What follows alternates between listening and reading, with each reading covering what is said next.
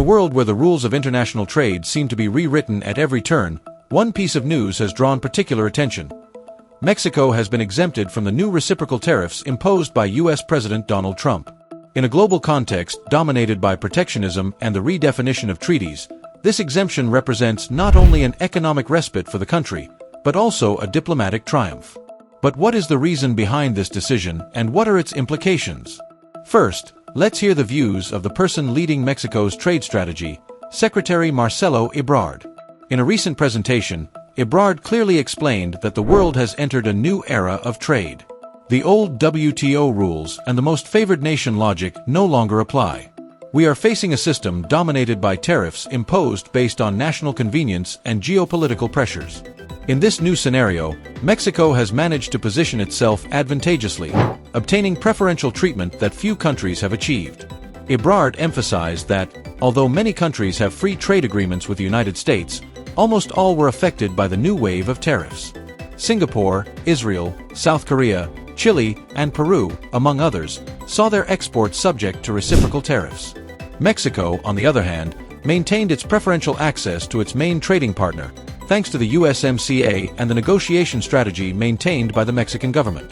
The key to success, according to Ebrard, has been understanding that Mexico's competitiveness is not limited to labor or logistics costs, but must be based on real comparative advantages, such as geographic proximity, product quality, and a reliable regulatory framework.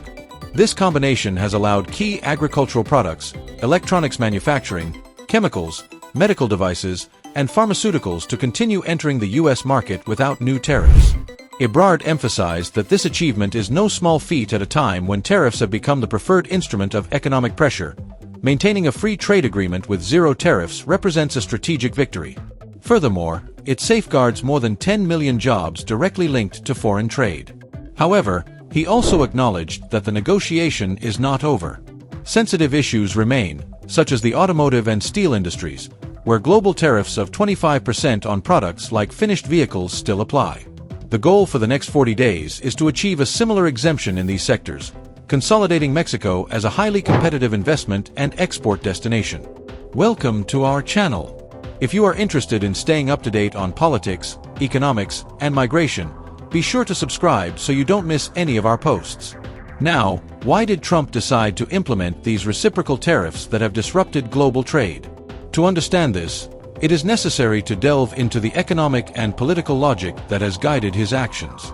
April 2nd, dubbed by some as Economic Liberation Day by pro-Trump public opinion, marked a turning point. That day, the president announced new tariffs on imported goods, promising that these would be proportional to those countries impose on American products. That is, if a country imposes a 20% tariff on U.S. products, Washington will apply an equivalent or higher tariff.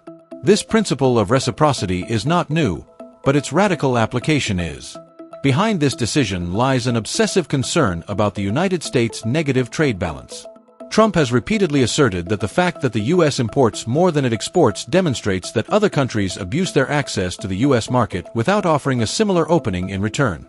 United States President Donald Trump has announced a series of tariffs affecting multiple countries and regions, noting that a base tariff of 10% will be applied to all imports into the United States, and that specifically the tariff rates for each country are: China, tariff of 34% on its exports; European Union, 20% on its products; Japan, 24%; India, 26%; Israel, 17%; South Korea, tariff of 25%; Taiwan, 32%; Switzerland, 31%; Venezuela, 15%; Vietnam, 46%; Thailand, 36%; Cambodia, tariff of 49%; United Kingdom, 10%; Latin American countries, including Colombia, Argentina, Brazil, Chile, Peru, Costa Rica, Dominican Republic, Ecuador, Guatemala, Honduras, and El Salvador, tariff of 10%. Finally, he announced that for Mexico and Canada, although their temporary exemption was initially mentioned, they could be subject to future tariffs according to agreements within the TMEC. Beyond tariffs,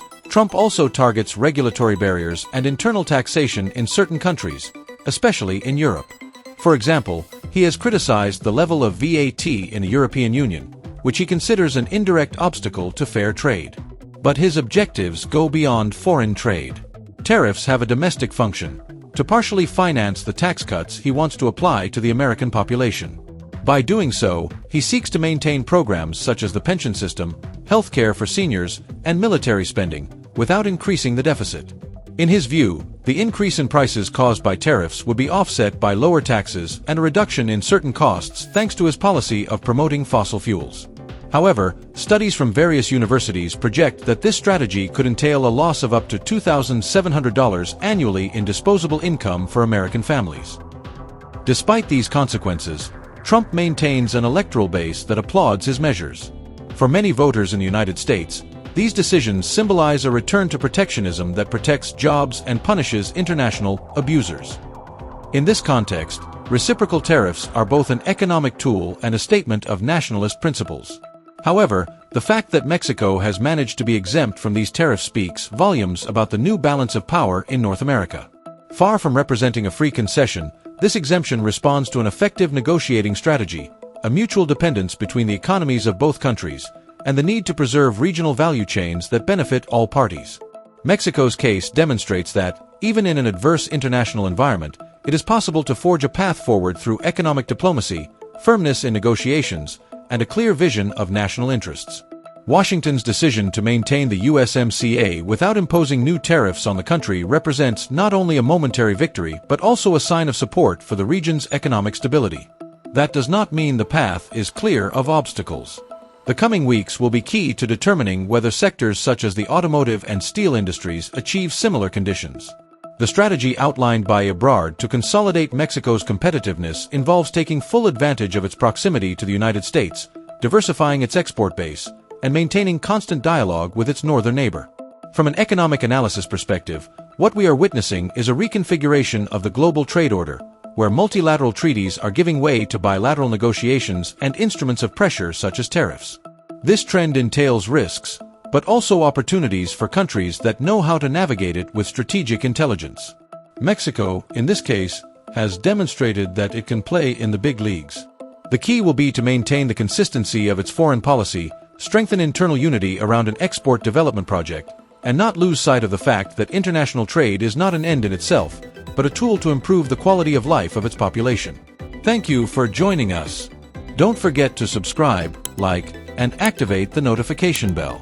Remember to share it with your friends and family. See you in our next post.